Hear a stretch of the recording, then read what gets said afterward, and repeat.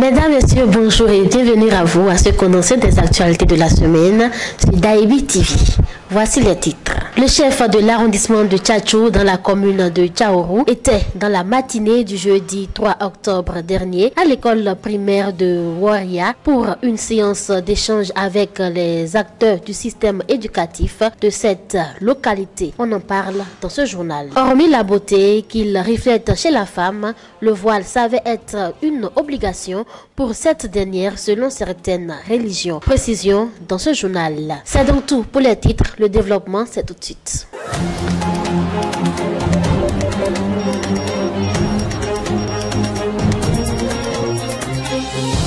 De nouveau, bonjour. Féliciter les acteurs du système éducatif de Tchatchou pour le travail accompli l'année académique passée et jeter les balises d'une nouvelle année. C'est l'objectif du chef arrondissement de Tchatchou à travers une séance qu'il a organisée le jeudi dernier qui a pris fin par la remise des feuilles de tôle et de pointe pour la réparation du domicile des enseignants. Plus de précisions dans ce reportage. La matinée du jeudi 3 octobre 2024 n'a pas été reposante pour le chef d'arrondissement de Tchatchou dans la commune de Tchaourou. Les bras chargés, il était à l'école primaire République de Waria pour échanger avec les acteurs du système éducatif de son arrondissement et faire don de feuilles de tôle et pointe pour la réfection du dortoir des enseignants du dit village.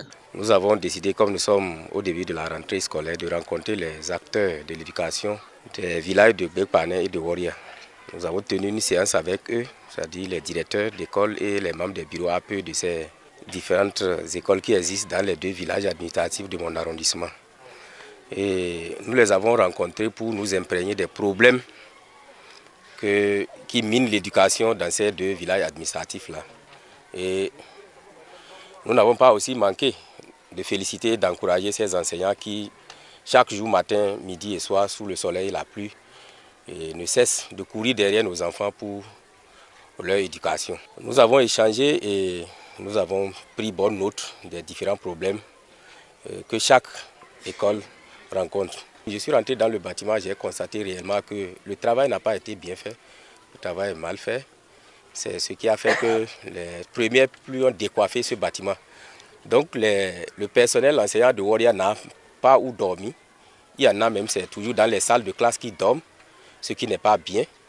Et nous avons jugé bon, en venant ici pour cette séance d'échange avec les responsables des différentes écoles du village de Bekpané et de Waria, tenir des paquets de tôle et des paquets de pointe pour voir dans quelle mesure le charpentier pourrait accompagner le bureau APE et le directeur à réhabiliter la toiture de ce domicile-là. À cette occasion, les acteurs du système éducatif ont été félicités pour le brillant résultat obtenu au CEP 2024. Prenant la parole, ils ont saisi l'occasion pour égrener des chapelets de doléances. Entre autres, le manque de manuels scolaires, le manque de salles de classe, de tableaux, de mobilier et de logements pour les enseignants. Mes impressions sont bonnes par rapport à cette initiative.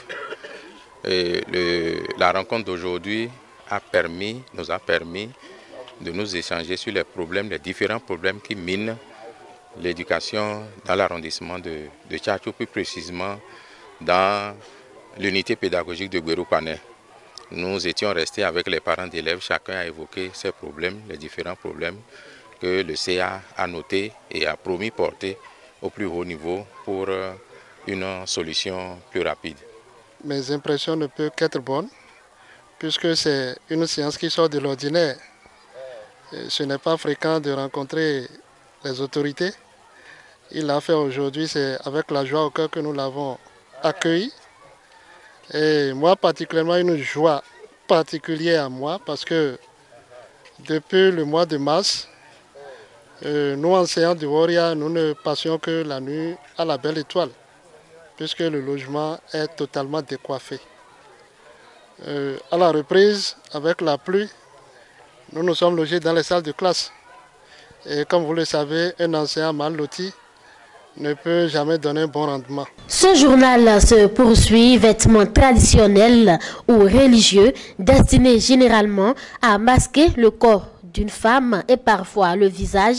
Le voile est une importance capitale pour certaines religions.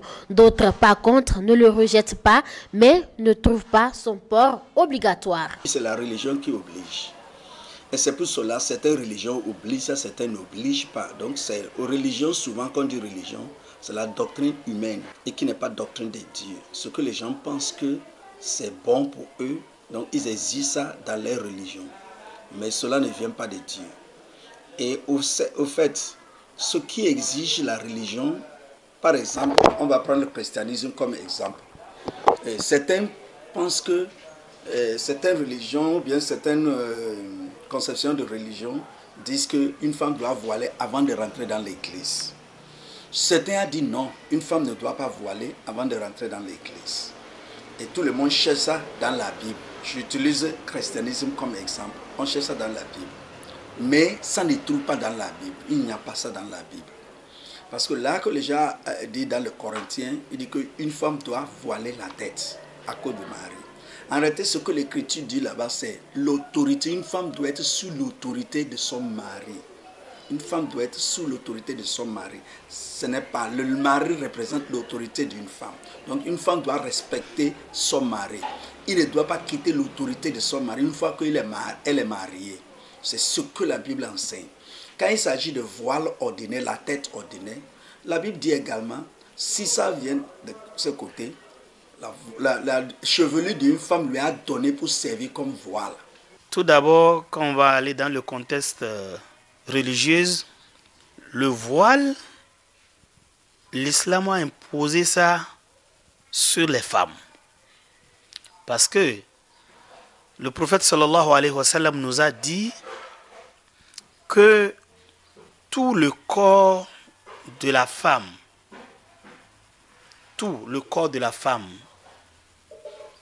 à part le visage et la main et le pied, doit être couvert de voile, d'habits. Si une femme marche et tu vois ses parties sensibles, ses parties, c'est comme si elle est en train de marcher nue. C'est pourquoi l'islam demande à la femme de se voiler et de laisser seulement le visage et les mains. Sur le plan spirituel, le voile a une importance aussi capitale, parce que vous savez, sur la planète Terre, on ne vit pas seul. Quand la femme se voile, elle se protège des mauvais esprits. Elle se protège d'autres créatures qui vont vouloir s'approcher d'elle. Nous avons tendance aujourd'hui à dire que quand quelqu'un est voilé, n'est pas civilisé. Mais en réalité, l'islam nous dit que quelqu'un qui est voilé, c'est la personne qui est plus civilisée. C'est la personne qui se protège. C'est-à-dire que c'est la personne qui a des valeurs, qui reste dans son coin et ce n'est pas tout le monde qui va toucher à ça. Je ne dis pas cela à d'autres confessions religieuses, mais l'islam est strict sur le voile. Alors, toute fille doit se voiler pour se protéger des djinns. Toute femme doit se voiler pour se rendre plus belle pour son mari et dans son foyer. Alors, le voile, une fois encore, protège la femme, protège les jeunes filles des maris de nuit. Une autre information dans ce condensé des actualités de la semaine, la tiéké, un mets traditionnel de la gastronomie ivoirienne, obtenu par cuisson à la vapeur de sémoule de pulpe de manioc fermenté, est devenu le quotidien alimentaire de plus d'un à Parakou.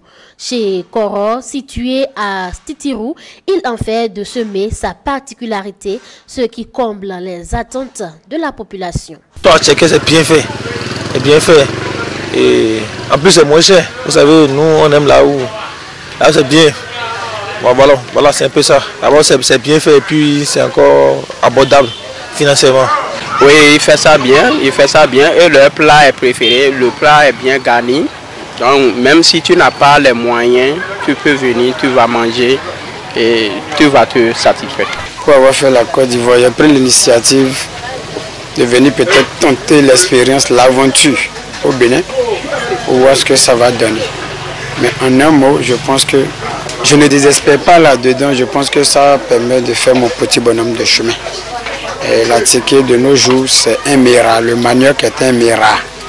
Donc en un mot, j'ai commencé petitement, mais aujourd'hui Dieu a pu mettre la main là-dedans et nous essayons de fonctionner comme il peut. Donc, moi j'ai choisi l'option d'être cuisinier. Je suis là-dedans, je pense que ça me sourit, vraiment. Ça me sourit et ceux qui sont autour de moi peuvent en témoigner et je pense qu'eux aussi s'en sortent pas mal. Oui, nous faisons du social ici. C'est parti pour tout le monde. Même mes enfants mangent à 100 francs, les élèves 100 francs, ou les gens font le plat à 1500. Nous sommes à 100 francs. Ainsi s'achève donc le condensé des actualités de la semaine sur Daibi TV. Merci de nous avoir suivis. N'oubliez surtout pas de vous abonner, de liker et de partager. Bonne suite à vous.